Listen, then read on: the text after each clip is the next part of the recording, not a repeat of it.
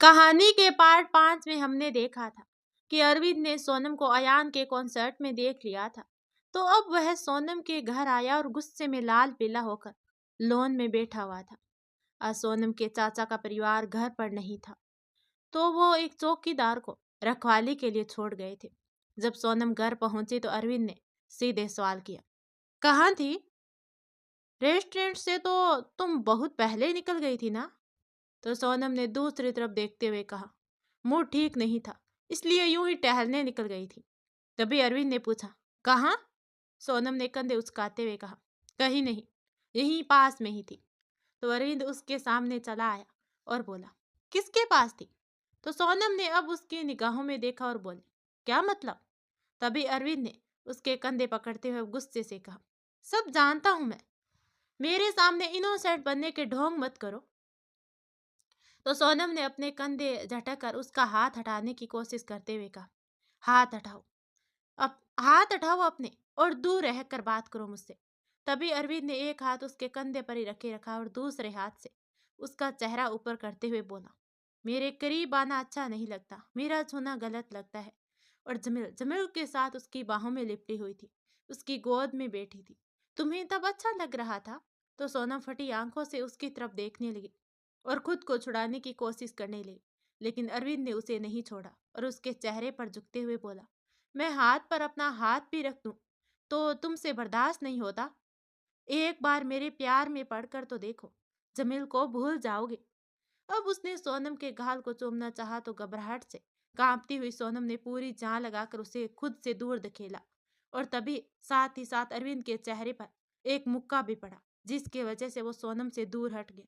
सोनम ने उस ओर देखा तो वो सोनिका थी, अब दूर हट चुके थे, अरविंद के सामने खड़ी थी और बोले, हिम्मत कैसे हुई तेरी मेरी बहन के करीब आकर उसे जबरदस्ती करने की? मुंह तोड़ दूंगी तेरा।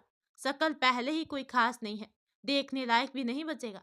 तभी अरविंद ने उंगली दिखाई और आगे बढ़कर कुछ बोलना चाहा तो सोनिका ने चुटकी बजाते हुए कहा, उंगली नीचे कर और कदम पीछे ले, क्योंकि तेरा हाथ तोड़ने का जी वैसे भी हो रहा है मेरा। तेरी वजह से मेरे कुछ महीने बर्बाद हो गए।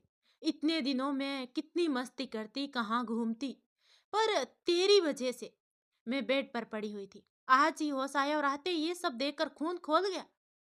जिसके साथ तू चेप होने की कोशिश कर है, बीवी है वो किसी और की, और उससे भी बढ़कर बहन है ये मेरी, जान से भी ज्यादा प्यारी है, जान से भी ज्यादा प्यार करती हूँ इससे, और इसका गवाह तो तुम भी है, क्योंकि तेरी जो गोली मेरी बहन को लगती, मैंने उसे अपने ऊपर लिया। तभी अरविंद ने कमर पर हाथ रखते हुए कहा, हो गया साली साहिबा? तो सोनिका बोले, ए मुंह बंद रख अपना, साली होगी तेरी बहन। कहते हुए सोनिका आगे बढ़ी तो सोनम ने उसे पकड़ लिया।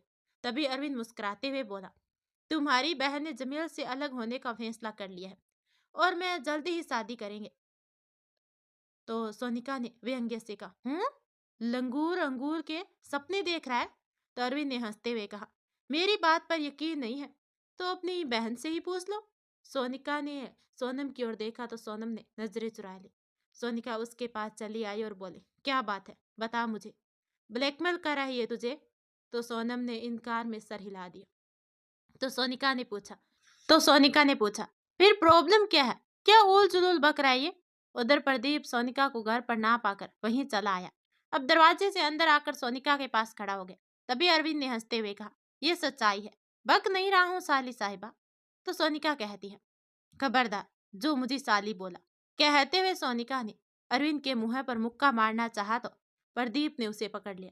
तभी सोनम सोनिका के पास आकर उसे गले लगाते हुए बोली, तू ठीक हो गई, ये देखकर काफी खुश हो रही है मुझे। तू ठीक हो गई, ये देखकर काफी खुशी हो रही है मुझे। लेकिन ये भी सच है कि मैं जमील यानी कि अयान से अलग होने का फैसला कर चुकी हूँ। तो सोनिका ने उससे अलग होते हुए कहा, तेरा दिमाग कहीं गिर गया है क्या?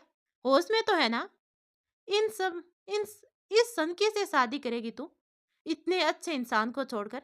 क्या प्रॉब्लम है, कुछ बता तो सही। तभी सोनम ने आराम से कहा, कुछ नहीं, बस तेरी वजह से मैं तुझे खतरे में नहीं देख सकती, और जब तुझे गोली लगी तो उसी रोज मैंने जमील से अलग होने का फैसला कर लिया।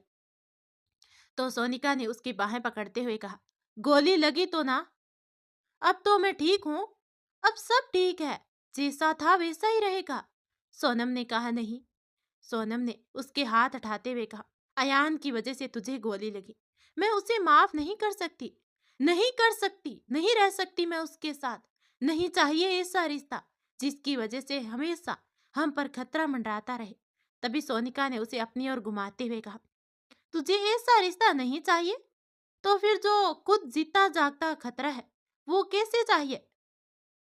जमील की वजह से मुझे गोली लगी तो तुम उसे माफ नहीं कर सकती, तो फिर जिसने मुझ पर गोली चलाई उसे कैसे माफ कर सकती है? कैसे जमील को छोड़कर उसे अपना सकती है? बोल। सोनम ने उससे दूर हटते हुए कहा, मैं कोई बहस नहीं करना चाहती, जो फैसला कर लिया है वो फाइनल है। मैं उससे अलग हो चुकी हूँ और उसके पास वापस नहीं जाऊंगी।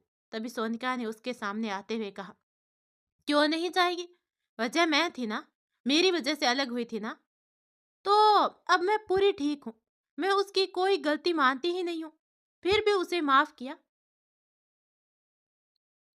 तो उसके साथ ही रहेगी। तो सोनम ने उससे निगाह मिलाते हुए कहा, मेरी जिंदगी है और मैं फैसला करूंगी कि मैं किसके साथ रहूंगी। तभी सोनिका ने गुस्से से कहा, तो तू इसके साथ जिंदगी बिताएगी? तो सोनम ने सख्त लहजे में कहा, हाँ, मैं इसके साथ जिंदगी बिताऊंगी। अब सोनम अरविंद के पास जाकर खड़ी हो गई तो सोनिका का दिमाग तो सन हो उठा। अब सोनिका ने भी प्रदीप के पास बढ़ते हुए कहा, तो ठीक है, जो जी में आई कर, इसके साथ रिश्ता रखेगी तो मेरे साथ रिश्ता खत्म। समझ ले कि उस रोज इसने तेरी बहन को जान से मार दिया, कोई बहन नहीं है तेरी अब।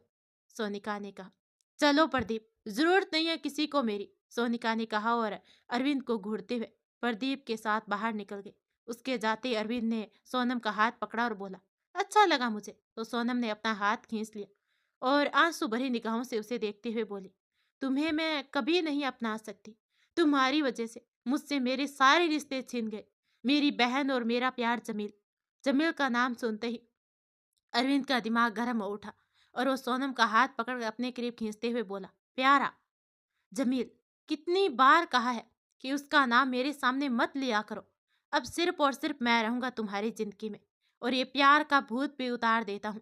कहते हुए अरविंद उसका हाथ पकड़कर जबरदस्ती अंदर ले गया और उस रूम के अंदर करके दरवाजा बाहर से बंद करते हुए कहा, एक दिन बंद रहोगी ना तो जमील के प्यार की सारी खुमारी उतर जाएगी, उसे भूल जाओ, इसी में उसकी भलाई है। क्योंकि आज के सीन के बाद जिंदा तो उसे मैं देखना नहीं चाहता। अरविंद चला गया और जाते जाते मेन स्विच से बिजली काट दी। चौकीदार को वो पहले ही रफा दफा कर चुका था। सोनम अंधेरे में बंद कमरे में बेहद घबरा उठी, कलेजा बाहर आने को तैयार था, दम घुट रहा था उसका। वो घुटनों में सर देकर सिकुड़ कर बैठी रो रही थी और उधर सोनिका बाहर कुछ ही दूर गई थी, पर फिर उसे अरविंद का सोनम को जबरदस्ती चूमने की कोशिश करना याद आया तो उसने जल्दी से बाइक रुकवाई और वापस घर की तरफ लेने को कहा। प्रदीप ने बाइक घुमा ली। जल्दी ही दोनों घर के बाहर थे। पूरे घर को अंधेरे में डूबा देखकर सोनिका जल्दी से उतरकर अंदर की ओर भागी और जाते जाते प्रदीप से बोले, मेन स्विच चेक करो और लाइट चलाने की कोशिश करो। सोनम, सोनम, सोनम, कहाँ हो तुम? सोनिका ने उसे आवाज देते हुए कमरा खोल के चेक किया और फिर उसने रूम की तरफ भागी और बाहर से दरवाजा खोला। मोबाइल की रोशनी में घुटनों में सर छिपाई सोनम नजर आई तो सोनिका बहाकर उसके पास घुटनों के बल जा बैठी और उसके कंधे पर हाथ रखा। सोनम, सोनम ने जब कंधे पर हाथ महसूस हुआ तो उसने घुटनों के बाहर सिर उठाकर देखा और सोनिका को देखते उसे कस कर गले से लगा लिया। उसकी बेतहासा तेज चलती धड़कनें सोनिका को महसूस हो रही थी। वो सिसक रही थी और कांप रही थी।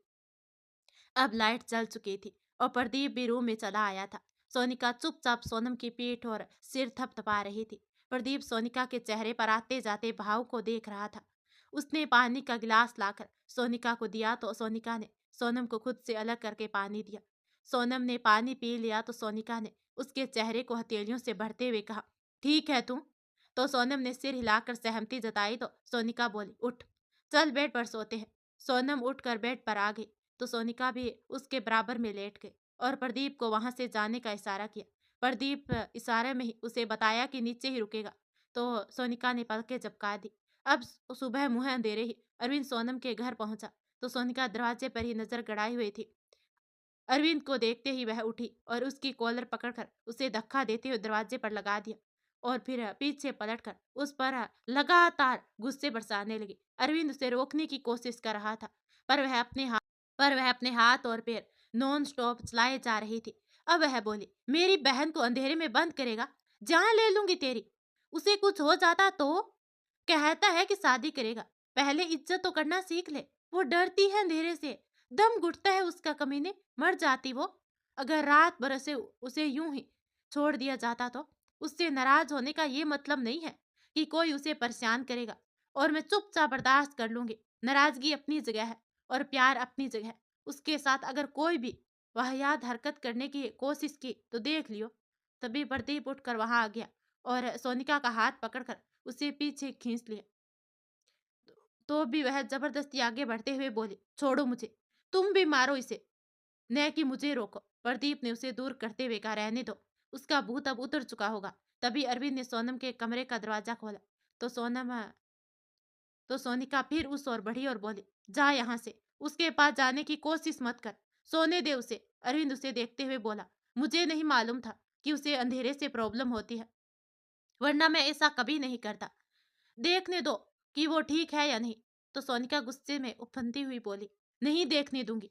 मेरे जाने के बाद देखते रहना, लेकिन जब तक मैं यहाँ हूँ उसके इर्द गिर्द मंडराने की कोशिश भी मत करना। तो अरविंद हार कर हाथों को वालों में फंसाते हुए हुलिया सुधार कर बाहर निकल गया। तभी सोनिका को अपनी तरफ घुमाया और बोला, क्या हरकत थी ये, उस पर हाथ उठाने की क्या जरूरत थी? तो सोनिका ने उसे घूरते हुए कहा, मैं तो रात में ही उसके घर जाकर उसे कूटना चाहती थी, लेकिन सोनम को छोड़कर जा नहीं पाई। सुबह वो ही चला आया तो उसे देखने के बाद काबू कैसे रखती? तो प्रदीप उसे पकड़ते हुए बोला, तुम्हें कुछ कर देगा तो? तभी सोनिका गुस्से में बोली, तो कर देना, होश में आने के बाद से ये सब देखकर जीना कौन चाहता है? सोनिका तपाक से बोली। तब प्रदीप कुछ पल उसका चेहरा देखता रहा, फिर उसका हाथ छोड़कर मुंह फेर लिया। तब सोनिका का ध्यान अपनी बात पर गया। वो प्रदीप का हाथ पकड़ते हुए बोली, अच्छा सॉरी, कुछ नहीं होगा यार, दो दो बार हाथ से हुए, वापस जी गई ना मैं। इतनी जल्दी तुम सबको पीछे इतना जल्दी तुम सबका पीछा नहीं छोड़ने वाली मैं। चिल करो यार, सेंटी होने की जरूरत नहीं है।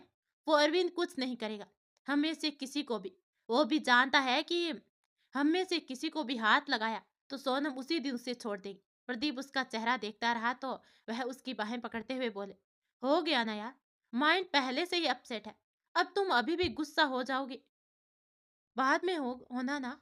तभी प्रदीप ने उसे गले से लगाया और मुस्कुरा उठा। सोनिका उससे अलग होते हुए उसके सामने मोबाइल करके बोली, ये देखो। प्रदीप ने देखा तो उसमें अरविंद और सोनम का वीडियो था। इसमें अरविंद जबरदस्ती सोनम के करीब जाने की कोशिश कर रहा था। सोनिका ने कहा, सोनम का फेस ब्लर कर देते हैं और अरविंद पर एक लड़की के साथ जबरदस्ती करने का आरोप में केस कर देते हैं, वीडियो वायरल हो जाएगा तो उसे कोई नहीं बचा पाएगा। सोनिका ने कहा। प्रदीप ने मोबाइल बंद करते हुए कहा, नहीं, जमील देख लेगा तो बावला हो जाएगा, जान से मार देगा वो अरविंद को। तभी सोनिका ने फौरन कहा, तो ठीक ही है ना, वो यही डिजर्व करता है। वो प्रदीप ने ही गहरी सांस भरते हुए कहा, हाँ। तो प्रदीप ने ही गहरी सांस भरते हुए कहा, हाँ, वो यही डिजर्व करता है। लेकिन सोनम ने जमील को अपनी कसम देकर अरविंद से दूर रहने को कहा है। वो आपा खो देगा इस वीडियो को देखकर। कल उसने अरविंद की उंगली जला दी थी, अब तो उसे पूरा ही स्वाहा कर देगा। गुस्से में सबूत वगैरह छूट गए तो वो फंस जाएगा, कोई नहीं बचा पाएगा फिर उसे। तभी सोनिका ने उसके कंधे पर सर रखते हुए कहा, बहुत उलझ गया है यार सब कुछ। प्रदीप ने उसके सर पर अपना सर टिकाते हुए कहा, लेकिन जहां तक मैं जमील को जानता हूँ, वो शांत दिख रहा है लेकिन शांत नहीं बैठा है। अरविंद की बातों पर उसकी नजर जरूर होगी, वो कोई ना कोई तोड़ निकालेगा, इंतजार करो बस। इधर अयान को कोई महत्वपूर्ण खबर मिली थी और वो फोन पर लगातार किसी से संपर्क बनाए हुए था। सोनम को लेकर वो निश्चिंत रहता था, क्योंकि उससे अलग होने के बाद भी सोनम अपने घर पर रहती थी, न कि अरविंद के साथ। सोनम से किसी भी तरह का संपर्क न रखने की वजह से कल रात की सभी घटनाओं से वो अभी तक अनभिज्ञ था। जब सोनम जा गई तो सोनिका प्रदीप के साथ वहां से चली गई। सोनम भी तैयार होकर ऑफिस चली गई। मन हल्का करने के लिए भव्य से कॉल पर बात की तो उसकी मीठी मीठी बातों से मन कुछ शांत हो गया। उस रोज के बाद से सोनम अरविंद से मिलने के नाम पर घबराने लगी थी। वह कोई ना कोई बहाना बनाकर उसे टालने की कोशिश में रहती, लेकिन फिर भी 2-3 बार मिलना हुआ था। अरविंद अब उससे अच्छे से पेश आ रहा था। उस रोज के बाद से उसने कोई भी ऐसी-वैसी हरकत करने की कोशिश नहीं की थी। सोनम समझ नहीं पा रही थी कि वो ये सब अपनी अच्छी इमेज बनाने के लिए कर रहा है या फिर सच में उसे अपनी हरकत पर पछतावा है। अब बरसात का मौसम शुरू हो गया था। सोनम तो अयान को टीवी में देखकर मन को तसल्ली दे लेती, पर अयान के पास सोनम की सिर्फ एक तस्वीर थी, जो उस रोज उसे छेड़ते वक्त खुद के साथ सेल्फी ली थी। इस तस्वीर को उसने फ्रेम करवाकर अपने सिरहाने दीवार पर लगा लिया था। एक रोज अयान प्रदीप और सोनिका से मिलकर लौट रहा था। वो बाइक पर था। उसी वक्त अरविंद उसके करीब से जीप से गुजरा, तो जानबूझकर अयान के करीब से गाड़ी को निकाला ताकि वह डगमगाकर गिर जाए। अयान ने बड़ी सफाई से बाइक को संभाल लिया और आगे ले जाकर बाइक की स्पीड बढ़ाते हुए गाड़ी के सामने लाकर बाइक को रोक दिया और नीचे उतरा। तभी अरविंद ने भी जीप रोक दी और चश्मा चढ़ाते हुए नीचे उतरा। अयान ने उसकी तरफ देखते हुए कहा, आज तो कर लिया, लेकिन आगे के लिए कह रहा हूँ, मुझसे उलझने की कोशिश मत किया कर, घाटे में रहेगा। तो अरविंद मुस्कुराते हुए बोला, क्या करेगा? इस वक्त तू मेरा कुछ नहीं बिगाड़ सकता, लेकिन मैं तेरा बिगाड़ चुका हूँ। सोनम को तुझसे अलग कर चुका हूँ। तभी अयान ने मुस्कुराते हुए कहा, सोनम को मुझसे अलग कर दिया? कहाँ? अपने ख्वाबों में।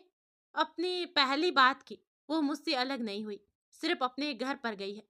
मैं उसे कभी तलाक नहीं दूंगा, तो ये ख्वाब देखना बंद कर। और दूसरी बात की, सोनम का नाम तेरी जुबान पर अच्छा नहीं लगता। मिजाज गर्म हो जाता है मेरा, और जब मेरा मिजाज गर्म होता है तो सिर धरती सामने वाले को ही होगी। तो अरविंद ने हंसते हुए कहा, नाम बर्दाश्त नहीं हो रहा, आदर डाले, क्योंकि मेरे होठों पर सिर्फ उसका नाम ही नहीं, बल्कि जल्दी ही वो मेरे साथ होगी। तो अयान ने उसके मुंह पर एक मुक्का जड़ते हुए कहा, ख्याल में भी मत लाना, अपने जहन में खाक में मिला दूंगा। तभी अरविंद के गिरे हुए चश्मे को उसने पैरों तले रोनते हुए कहा, एक सलाह है, कोई अच्छी सी लड़की देकर शादी कर ले। कहीं ऐसा ना हो कि सोनम के चक्कर में अखंड सिंगल ही स्वाह होना पड़े। तो अरविंद ने उसे मारने के लिए हाथ उठाया, तो अयान ने उसका हाथ पकड़ते हुए कहा, कहा ना, उलझो मत मुझसे। तो अरविंद ने अपने हाथ नीचे करते हुए कहा, इतने कत्ल किए हैं, फिर भी निगाहें नीची नहीं होती तेरी, इतनी अकड़। मेरे रहम पर आजादी की हवा खा रहा है, मेरे रहम पर आजादी की हवा खा रहा है। तो अयान ने अपनी हथेली हवा में लहराते हुए कहा, चलेगा, करेक्ट, सब ऊपर वाले का रहम है, तेरा नहीं। चैलेंज कर रहा हूं, गिरफ्तार कर मुझे, सबूत दिखा कि मैं वो कातिल हूँ। तू कुछ नहीं कर सकता, मेरे कत्लों का हिसाब ऊपर हो जाएगा। तू अपना देख, क्योंकि तुझे मारने में मेरे हाथ जरा भी नहीं कांपेंगे। तो अरविंद ने उसे घूरते हुए कहा, चाहूं तो अभी के अभी तुझे पुलिस वाले पर हाथ उठाने के जुर्म में अंदर कर दूंगा। तो अयान अब मुस्कुरा उठा और बोला, तो वर्दी में नहीं है इस वक्त, न ही ऑन ड्यूटी है। तूने मुझे चोट पहुंचाई, ये साबित करने में 1 मिनट का भी समय नहीं लगेगा। रही बात मुझ पर उंगली उठाने की और मुझे अंदर करने की, तो इतना आसान नहीं है जनाब। लोगों की इतनी इज्जत कमाई है कि मेरे फैंस तुझे बेहाल कर देंगे। तभी अरविंद ने घूरते हुए कहा, यह तो वक्त ही बताएगा, गिरा दूंगा तुझे सोनम की नजरों में, वो खुद मेरी हो जाएगी। तो यान जवाब में उसकी निगाहों में देखते हुए बोला, एक बुज़दिल और मतलब प्रस्त इंसान है तू, माइंड गेम खेलना जानता है, सिर्फ वही खेल रहा है। जानता है ये तेज हवा जब मजबूत जड़ी वाले पेड़ का ये तेज हवा जब मजबूत जड़ वाले पेड़ का कुछ नहीं बिगाड़ पाती, तो कमजोर पौधों को तहस नहस कर देती है। कुछ वैसा ही तुम भी कर है। मुझ पर तेरा जोर नहीं चल रहा है, तो तू एक लड़की को हथियार बना रहा है। लेकिन बता दूं कि अगर तू तेज हवा है, तो हम प्रचंड तूफान है, मजबूत से मजबूत जड़ वाले पेड़ों को उखाड़ भी फेंकते हैं। तो अरविंद ने भी जबड़े बींचते हुए कहा, अभी तो कहानी शुरू हुई है। तभी अयान ने मुस्कुराते हुए जेब से लाइटर निकाला और उसके फ्लेम से खेलते हुए कहा, बेशक कहानी शुरू तूने की है, अंत मैं करूंगा, और उस वक्त तेरे नाम के आगे मरहूम लिखा होगा। तुझे मौका है, तू अपने सारे अंदाज दिखा, अगाजा दिखा, मैं मौत की तरह तुझे अंजाम दिखाऊंगा। तभी अरविंद उसकी आंखों का जुनून देखकर थूक उठते हुए दूसरी तरफ देखने लगा। तो अयान झुका और उसकी जीप के पहिए की हवा निकाल दी और आगे बढ़कर अपनी बाइक पर बैठते हुए बोला, हैप्पी जर्नी। तो अरविंद ने जीप पर गुस्से से लात मारी। वहीं अयान बाइक स्टार्ट करके गुनगुना उठा, जहाँ तेरी ये नजर है मेरी, जहाँ मुझे खबर है। कुछ रोज के बाद सावन का महीना चल रहा था। घटाएं आकाश में मंडरा रही थी। सोनम के ऑफिस में आज फंक्शन था, तो वो जरा लेट ही घर लौटी थी। चाची की तबीयत खराब थी, इसलिए वो किचन के काम निपटाने लगी। आज उसे अयान की बहुत याद आ रही थी। उसे बाहर इतना खूबसूरत मौसम था कि उसका जी चाह रहा था कि अयान के साथ इस मौसम का मजा ले। आसमान में अटखेलियां करते खूबसूरत बादल आसमान में अटखेलियां करते खूबसूरत बादल दिल से जाने कैसे जज्बात जगा रहे थे। हल्की रिमझिम बरसात के साथ ठंडी हवा के झोंके मन को भिगो रहे थे। बार बार नजरें बाहर देख रही थी कि आया नजर आ जाए। जाने क्यों दिल में ख्वाहिश सी जग रही थी, काश आज आयान आ जाए। वह काम करते करते ही सोच उठी। होठों को सीले होठों को सीले बैठी हूँ, लेकिन बहुत याद आ रही है तुम्हारा वो मखमली सा स्पर्श। कानों में तुम्हारी सांसों के चलने की आहट आज भी महसूस होती है। बहुत ही नागवार से वक्त है ये। बहुत ही कठिन है ये सफर जो अकेले काट रही हूँ। क्या दिन थे वो, जब दरवाजे पर तुम्हारे पैरों की आहट सुनकर सीने में दिल जोर जोर से धड़क उठता था। अब तो वो सब सिर्फ अब तो वो सब सिर्फ एक सपना है। मुरझा गई मेरी धड़कने। अब तो शायद तुम्हारी मोहब्बत की बरसात होने पर ही ये दोबारा धड़कना सीखेगा। वह ख्यालों से बाहर आई। आज रोटी खाने का जी नहीं कर रहा था, तो सोनम अपने लिए एक बाउल नूडल्स बनाकर रूम में आ गई। पेन ड्राइव पर लगा दिया और हल्की सी आवाज में सॉन्ग सुनने लगी। सोनम को इस सॉन्ग को सुनकर अयान की और ज्यादा याद आने लगी, तो उसने सॉन्ग पॉज कर दिया। इधर अयान भी बेचैनी से यहाँ वहां टहल रहा था। सुकून ही नहीं मिल रहा था आज तो। ये मौसम जैसे कोई सरगम से सुना रहा था, और इस सरगम पर प्यार का साथ जरूरी सा लग रहा था। लेकिन विडंबना ये थी कि दिल पर ही दूर था। सोनम के साथ की गई सारी हसीन छेड़खानी उसे आज याद आ रही थी। दिल के सोए जज्बात जागने को आतुर थे। ये मौसम और उस पर सोनम की यादों का सितम चैन नहीं लेने दे रहा था। ये खुमारी की लो जैसे शराब से भी ज्यादा चढ़ रही थी। अयान उठा और अंदर चला गया। अलमारी से कुछ निकालने लगा, फिर सोनम की तस्वीर को देखते हुए बोला, आपको देखने को अरमान मचल रहे हैं आज। इतने अच्छे सर्द मौसम में भी आपकी यादें हमें खा किए जा रही है। इतने अच्छे सर्द मौसम में भी आपकी यादें हमें खा किए जा रही है। कैसे समझाएं दिल को, क्या आपसे मिलने की जो बेचैनी हम में है वो आप में नहीं है? कैसे बताएं कि आपकी करीबी से कैसा महसूस होता है? भीग जाते हैं हम आपकी खुशबू में। इतना तड़प रही है आप मुझसे दूर जाकर। हमसे तो हमसे तो आपको कभी तड़पाया नहीं जाता। हम हर मुश्किल की जंजीर को भेद कर आप तक जरूर पहुंचेंगे। उधर सोनम सॉन्ग पॉज करने के बाद रूम में बिस्तर को सही करने लगी। आज प्रोग्राम था, तो वो साड़ी पहन कर गई थी ऑफिस, और आकर काम में लग गई थी, तो चेंज करने का वक्त ही नहीं मिल पाया था। कमर में साड़ी के पल्लू को दबाए वो बहुत ही खूबसूरत लग रही थी। और उधर अयान अलमारी से रेन कोट निकाल कर पहन कर निकल गया। अब रेन कोट उतार कर खिड़की के रास्ते सोनम के कमरे में घुसकर खिड़की के पास ही दीवार से लगकर खड़ा था। चुपचाप सोनम को देखे जा रहा था। पहली बार उसे साड़ी में देखा, इंतहा की खूबसूरत लग रही थी वो। सोनिका से बातें करके अयान उसके घर का अंदाजा लगा चुका था, और इसीलिए उसे आज सोनम का कमरा ढूंढने में जरा भी परेशानी नहीं हुई। तभी सोनम ने अचानक ही अपना सिर उठाया तो उसे खिड़की के पास अयान दिखा। सोनम ने वापस से सिर नीचे कर लिया और मन ही मन बोली, आज इसके बारे में इतना सोच लिया है कि यहाँ नजर भी आने लगा। ये यहाँ क्यों आएगा भला? अकड़ कम थोड़ी ना है इसमें। पागल हो गई हूँ मैं। अब अयान सोनम से आकर मिल चुका था, और यहाँ से अयान घर न जाकर प्रदीप के घर गया। सुबह के 7 बज रहे थे। प्रदीप ने चाय मंगवा ली और आकर अयान के पास बैठ गया।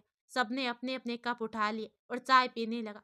तो अयान ने एकदम से पूछा, कुछ गलत हुआ है सोनम के साथ? तभी सोनिका को एकदम से खांसी आ गई, तो प्रदीप ने उसे आंख दिखाई और उसके पास आकर बैठते हुए कहा, आराम से पियो, इतनी क्या जल्दबाजी है? अयान उसके बाहों को देखने लगा, तो सोनिका ने भी बात संभाल ली और बोली, गलत?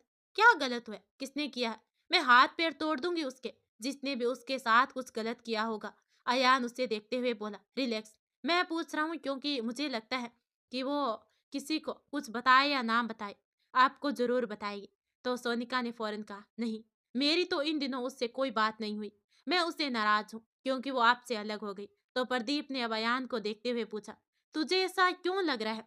अयान ने कप को प्लेट में घुमाते हुए कहा, क्योंकि कल मैं उससे मिलने गया था और मेरे जाने के नाम पर उन्होंने मुझे जिस तरह गले लगाया, मुझे ऐसा लगा कि वो खुद को असुरक्षित महसूस कर रही, और अपने घर में ऐसा खौफ क्यों होगा उन्हें। तभी सोनिका और प्रदीप एक दूसरे का चेहरा देखने लगा। फिर जैसे अयान सिर ऊपर उठाने को हुआ, दोनों ने एक दूसरे से नजर हटा ली और सोनिका बोली, आप कुछ ज्यादा ही सोच रहे हैं। वो भले आपसे दूर हो गई है, लेकिन प्यार तो आपसे ही करती है ना। इसलिए जाने के बारे में सुनकर अलग होने का सोचकर डर गई होगी और गले लगा लिया होगा। अयान अभी कुछ कहता उससे पहले ही उसे किसी का फोन आ गया, तो वह जल्दबाजी में वहां से निकल गया। तो सोनिका ने अब उसकी तरफ देखते हुए पूछा, वैसे इतनी जल्दी में ये कहाँ गया है? तो प्रदीप ने कंधे उचकाते हुए कहा, कुछ अर्जेंट काम होगा। आखिर अयान जल्दबाजी में अपनी बात अधूरी छोड़कर कहाँ भागा था, और वो फोन किसका आया था? ये जानने के लिए कहानी का अगला पार्ट जरूर देखना, जो कि लास्ट है। कहानी का अगला पार्ट सुनना है तो चैनल को सब्सक्राइब करके घंटी वाला बटन जरूर दबा देना, और हाँ, वीडियो को लाइक भी कर देना। धन्यवाद।